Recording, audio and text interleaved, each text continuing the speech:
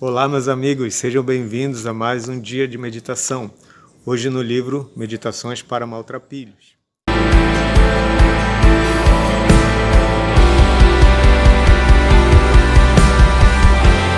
O título da nossa reflexão é Uma Vida de Integridade.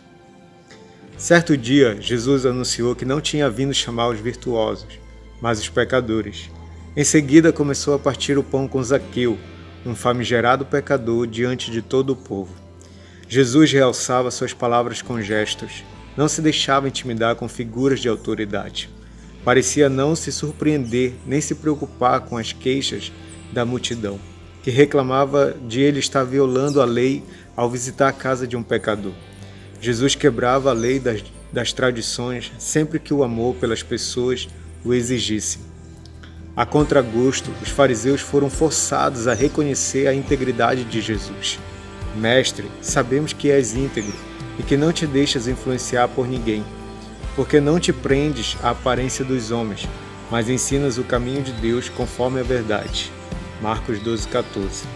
Embora esse reconhecimento por parte dos fariseus fosse uma manobra para pegá-lo numa armadilha, ainda assim nos diz algo sobre o impacto que Jesus deixava em seus ouvintes.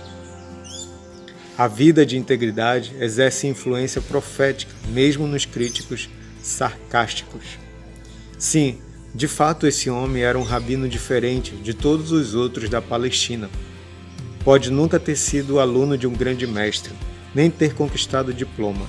Era um leigo, um camponês galileu pouco instruído, mas sua palavra trovejava com autoridade. Era o grande rabino, porque o que era e o que fazia, bem como sua humanidade e divindade, eram uma coisa só. E aí ele deixa o texto de Mateus 23, de 1 ao 3. Então Jesus disse à multidão e aos seus discípulos: Os mestres da lei e os fariseus se assentam na cadeira de Moisés. Obedeçam-lhes e façam tudo o que eles lhes dizem, mas não façam o que eles fazem, pois não praticam o que pregam. O que eu ressalto aqui é quando ele fala que Jesus, o que ele era e o que ele fazia, e a sua humanidade e a sua divindade era uma coisa só, né?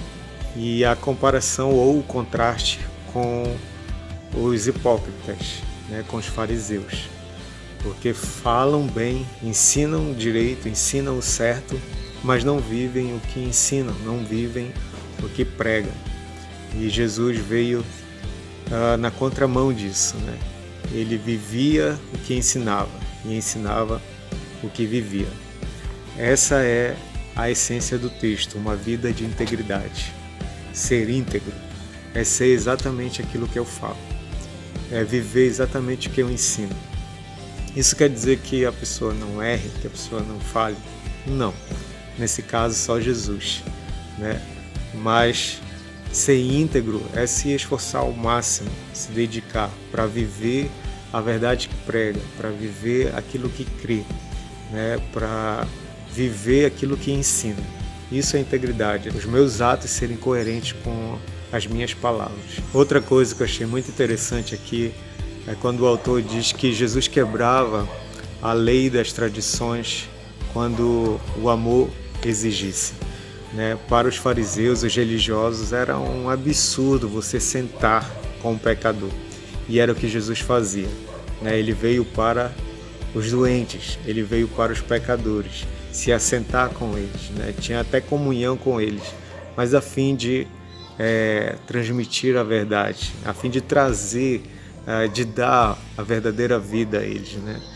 Então, assim, esse ponto é muito interessante.